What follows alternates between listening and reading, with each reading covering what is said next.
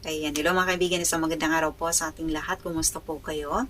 Naway nasa mabuti po kayong kalagayan saan mang dako po ng mundo kayo naroroon ngayon. Pag-usapan nga natin mga kaibigan at magbigay tayo ng kuro-kurot opinion, reaksyon dito sa manifesto na inilabas at pinirmahan ng mga retired AFP and police officers para lamang kundinahin si Raffy Tulfo. I-call out siya.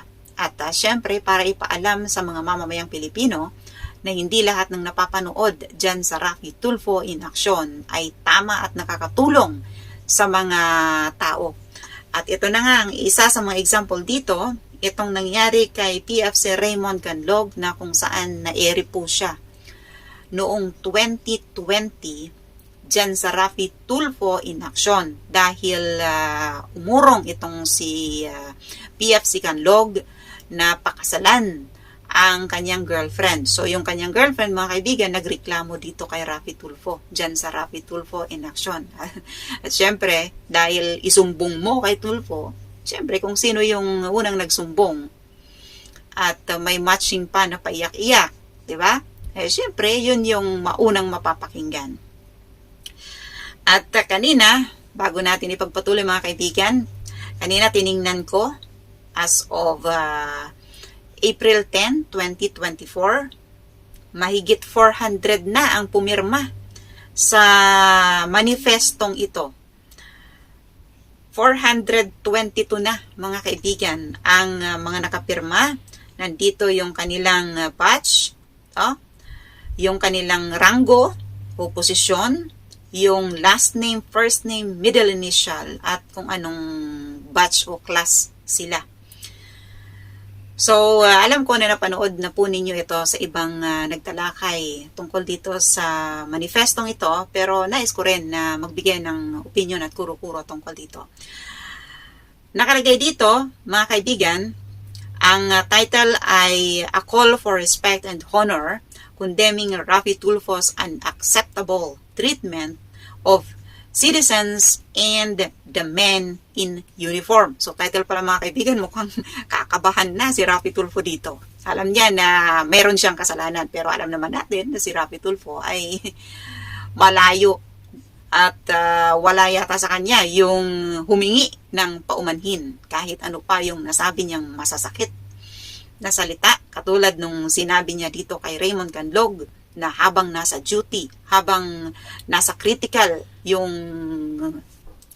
trabaho ng sundalong ito, tinawagan ni Raffy Tulfo at pinagsabihan ng hindi kaaya-ayang salita. Isa na sa pinakamasakit mga kaibigan na nabitawan na salita ni Raffy Tulfo ay yung sabihan si Canlog na isang sundalo na duwag.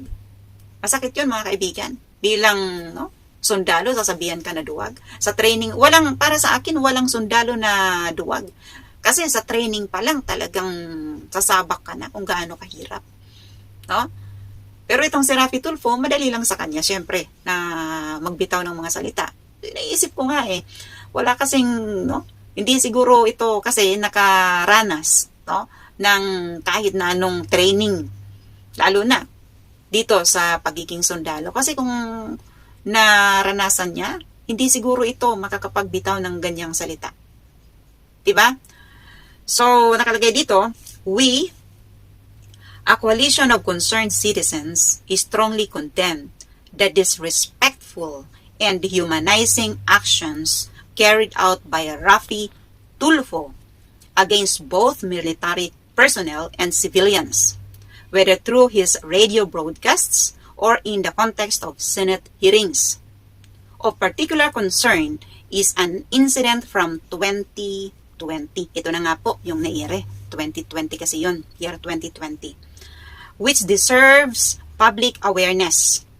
The unjust treatment of PFC Raymond Canlog, a dedicated soldier who has bravely served our nation.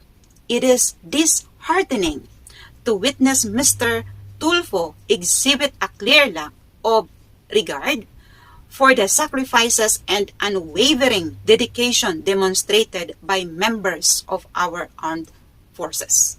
Kasi kung makikita natin mga kaibigan, no, maging kahit ngayon, nadala na niyan, siguro dahil nakasanayan na ni Raffy Tulfo sa simula pa lamang ng kanyang television, itong Raffy Tulfo in action, kung paano siya mag-akto na parang boss ng lahat. Nadala niya dito sa Senate hearing.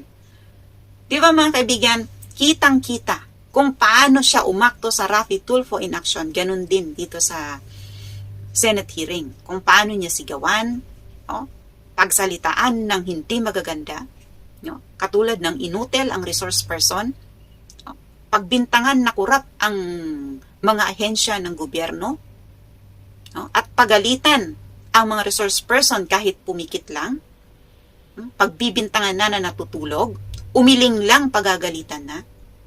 Di ba? Para siyang boss. Nakalimutan yata ni Raffy Tulfo na senador siya. Isa siyang public servant. Servant siya. Pinapasahuran natin siya. Dapat lamang na umayos siya. Magtrabaho siya ng naaayon. Ng may respeto sa kapwa. Maging kapwa niya senador at maging sa mga resource person. Kasi unang-una hindi siya ang batas. Nakalimutan yata ni Raffy Tulfo, na hindi siya batas. Mukha yatang nasanay siya dyan sa Raffy Tulfo in action na parang siya ang boss ng lahat. Diba? Masabi niya sa mga inireklamo kung ano yung gusto niyang sabihin. Pahiyain. Ang nakakalungkot pa dito mga kaibigan, ito sa totoo lang, kapag na-ere na dyan sa Raffy Tulfo in action, wala nang bawian. Mapahiya ka man o namahiya ka man,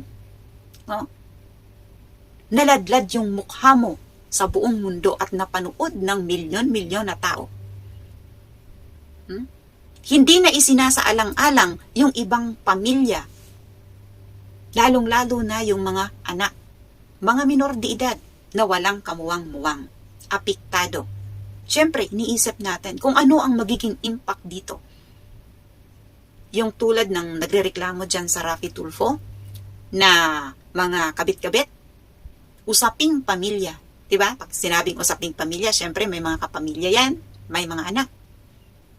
Ano kaya ang magiging impact ng mga anak na pinag-usapan ang pamilya nila at napanood ng milyon-milyon ng mga tao dyan sa Raffy Tulfo in action? Lalaki yung bata. Pwede siyang matukso sa mga kakilala niya. O ikaw pala yung na-ere doon sa Raffy Tulfo in action. O yung pamilya mo pala ganito. O yung tatay mo pala may kabit. Yung nanay mo pala may kabit. Di ba? Yung kahihiyan hindi na mawawala. At dala-dala na ng batang yan. Hanggang sa siya ay tumanda. Hindi na yan makakalimutan, mga kaibigan. Hindi lang siya. Siyempre yung mga nakapanood. Lalo na kapag nag-viral. So nakalagay pa dito mga kaibigan, the incident involving PFC Candog serves as a stark example of Mr. Tulfo's insensitivity and disregard for the duties and responsibilities of the soldier. It is unacceptable for an individual to trivialize the service of a soldier for personal gain and media attention, specifically when the soldier has valid reasons for excusing themselves from particular while in an important mission. Ito, yung example dito mga kaibigan, katulad nga nung tinawagan ni Raffy Tulfo, itong si PFC Canlog, na sabi ni PFC Canlog, saglit muna sir kasi nasa critical area kami. Ibig sabihin, anytime pwede nilang makasagupa, no? Yung mga terorista, yung mga kalaban. Sabi nga ng iba, narinig nila doon sa video. Wala na daw kasi yung original video kasi baka na-delete na Raffy Tulfo o naka-private na. Dahil nga sa nangyaring ito na meron ng lumabas na manifesto. Kaya siguro private na. Na doon daw sa video habang sumasagot itong si PFC Canlog, mayroon pang mga putukan silang naririnig. So maganda sana kung ilabas yung original video, no? Kasi sumagot na si Raffy Tulfo, mamaya mga kaibigan, doon sa sunod natin na vlog, tatalakayin din natin kung ano yung mga naging kasagutan ni Raffy Tulfo tungkol dito. No? So, talagang hindi katanggap-tanggap ang mga nagawa ni Raffy Tulfo. Lalong-lalo na dito kay PFC Canlog. Hindi niya pinakinggan mga kaibigan. No? Alam niya, nagpaliwanag na yung tao na nasa critical area sila. Pero anong ginawa ni Raffy Tulfo? Nagalit siya, akala niya nagsisinungaling. Itong si PFC Canlog. Anong ginawa niya? Pinagsabihan niya ng masasama at ang masakit pa dito, yung napitawan niyang salita na duwag ka. Biro mo, isang sundalo, pagsasabihan mo ng duwag. Nakakababa ng moral yun mga kaibigan sa isang tao, lalong-lalo na sa sundalo. Kahit hindi ka sundalo, sabihan ka na duwag ka. Alam mo sa sarili mo na meron kang ipinaglalaban. No? Meron kang, alam mo ang iyong kakayanan, tapos sasabihan ka na duwag. Nang walang batayan. No? O nang mahina ang batayan. Diba? So ano kaya sa palagay ninyo mga kaibigan? Ako nakikinikinit ako na kung ano ang magiging impact nito. No? Sa karir ni Raffy Tulfo, maging sa politika at dyan sa Raffy Tulfo in action. Mahirap itong kalaban niya. Marami ito mga general, mga PNP. Ito ba ay tinatawag na karma na mga kaibigan? Kasi kung makikita mo talaga kung paano tratuhin na Raffy Tulfo ang ating mga kapulisan, mga kasundaluhan. Diba? At hanggang ngayon, ganun pa rin, hindi nagbago. Mukhang parang may galit yata ito si Raffy Tulfo sa ating mga kasundaluhan at mga kapulisan. Lalo-lalo na sa mga pulis, mga kaibigan. Di ba? Kung paano niya tratuhin, pagsalitaan ng hindi magaganda. Kahit concerned citizen lang tayo, ordinaryong mamamayang Pilipino, masasaktan tayo mga kaibigan. Di ba? Masakit sa tainga. At konektado sa puso natin. Lalo na siguro yung mga kamag-anakan ng mga sundalong ito. Sila yung unang nasasaktan kasi alam nila na ang kamag-anak nila ay handang ibuwis ang buhay para lamang sa katahimikan ng ating bayan. Para lamang sa katahimikan ng mga mamamayang Pilipino at syempre kasama na si Raffy Tulfo. Diyan. Diba? Ibinuwis ang buhay. No?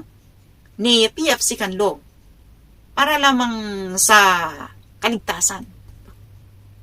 Isa na dyan, kaligtasan ni Raffy Tulfo.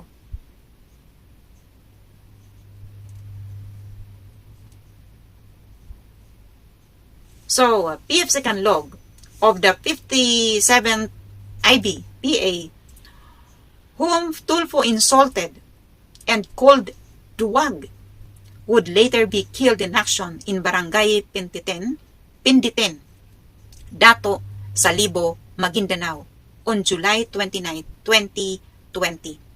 Like any good soldier, he willingly offered his life so that our freedom, including Tulfo's, is preserved and protected.